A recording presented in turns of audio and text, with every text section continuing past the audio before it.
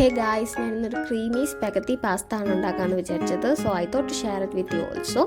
അതിനുവേണ്ടി ഞാൻ ആദ്യം തന്നെ കുറച്ച് വെള്ളം തിളപ്പിക്കാൻ വെച്ചു. അതിലേക്ക് ഞാൻ കുറച്ച് ഉപ്പും അതുപോലെ തന്നെ വെജിറ്റബിൾ ഓയിൽ ഒഴിച്ചിട്ടുണ്ട്. ഓയിൽ ഒഴിക്കുന്നത് എന്തിനാണെന്ന് വെച്ചാൽ ഈ പാസ്ത വെന്ത് കഴിയുമ്പോൾ അത് പരസ്പരം ഒട്ടിപ്പിടിക്കാതിരിക്കാനാണ്.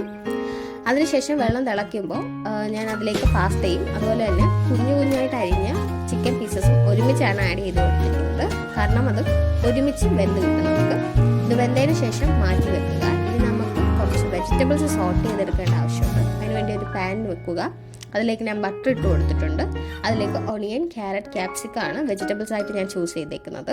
ഇത് ഇട്ട് കൊടുത്ത് ഒന്ന് സോട്ട് ചെയ്യുക. കുറച്ച് ഉപ്പും കൂടി ഇട്ടതിന് ശേഷം ഇത് 7 മിനിറ്റ്സിൽ ലോ ഫ്ലെയിമിൽ ഞാൻ നന്നായിട്ടൊന്ന് സോട്ട് ചെയ്തെടുത്തിട്ടുണ്ട്. അതിനുശേഷം അത് മാറ്റി വെച്ചു. ഇനി നമുക്ക് വൈറ്റ് സോസ് ആണ് ഉണ്ടാക്കേണ്ടത്. അതിനുവേണ്ടി ഒരു പാൻ വെച്ചിട്ടുണ്ട്. അതിലേക്ക് ബട്ടർ ഇട്ടിട്ടുണ്ട്. അതിലേക്ക് കുനുകുന അരിഞ്ഞ ഗാർലിക് പീസസും ഇട്ട് കൊടുത്തിട്ടുണ്ട്. നന്നായിട്ടൊന്ന് സോട്ട് ചെയ്തതിന് ശേഷം കുറച്ച് ഗോതമ്പ് പൊടിയും കൂടി ഇട്ടിട്ട് ഇത് നന്നായിട്ടൊന്ന് സോട്ട് ചെയ്തെടുത്തിട്ടുണ്ട്. അതിനുശേഷം നമ്മൾ കുറച്ചായിട്ട് പാൽ ആഡ് ചെയ്ത് ഇതൊരു ക്രീമി കൺസിസ്റ്റൻസിയിലേക്ക് കൊണ്ടുവരണം. കുറച്ചായിട്ടേ പാൽ ആഡ് ചെയ്യുകയുള്ളൂ, കാരണം ഈ ഗോതമ്പ് കട്ട പിടിക്കും. അങ്ങനെ പാല് കുറച്ച് ആഡ് ചെയ്ത് ഇതൊരു തിക്ക് ക്രീമി കൺസിസ്റ്റൻസിയിലോട്ട് കൊണ്ടുവന്നതിന് ശേഷം ഇതിലേക്ക് പിന്നെ നമ്മൾ ഇടേണ്ടത് മൊസറല്ല ചീസാണ്. മൊസറല്ല ചീസ് ഇട്ടിട്ട് നന്നായിട്ട് ഒന്ന് ഇളക്കി കൊടുക്കുക. ഇളക്കി കൊടുക്കുമ്പോഴേക്കും നമുക്കൊരു ക്രീമി ചീസി കൺസിസ്റ്റൻസിയിൽ ഈ സോസ് കിട്ടും. അതിനുശേഷം നമ്മൾ അതിലേക്ക് ഉപ്പിടണം. പിന്നെ നിങ്ങളുടെ കയ്യിൽ ചില്ലി ഫ്ലേക്സ് ഉണ്ടെങ്കിൽ ചില്ലി ഫ്ലേക്സ് ഇടണം. എൻ്റെ കയ്യിൽ ചില്ലി ഫ്ലേക്സ് ഇല്ലാത്തതുകൊണ്ട് ഞാൻ മുളക് പൊടിയാണ് ഇട്ടേക്കുന്നത്. അതിനുശേഷം ഒരു സ്പൂൺ ഒറിഗാനോ കൂടി ഇട്ട് നല്ലതുപോലെ ഒന്ന് ഇളക്കി കൊടുക്കുക.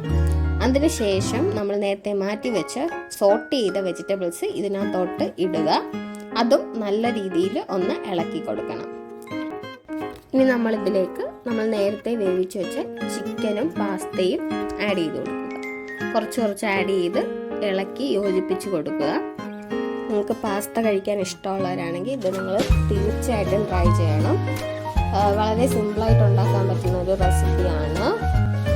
വീഡിയോ ഇഷ്ടപ്പെട്ടാൽ ലൈക്ക് ചെയ്യണം, ഷെയർ ചെയ്യണം, സബ്സ്ക്രൈബ് ചെയ്യണം. ഇത് ഇനി നമുക്കൊരു പ്ലേറ്റിലേക്ക് സെർവ് ചെയ്യാം. എൻ്റെ പാസ്തയ്ക്ക് കാണാൻ വലിയ ലുക്കൊന്നും ഇല്ലെങ്കിലും നല്ല ടേസ്റ്റ് ഉണ്ടായിരുന്നു ഗൈസ്.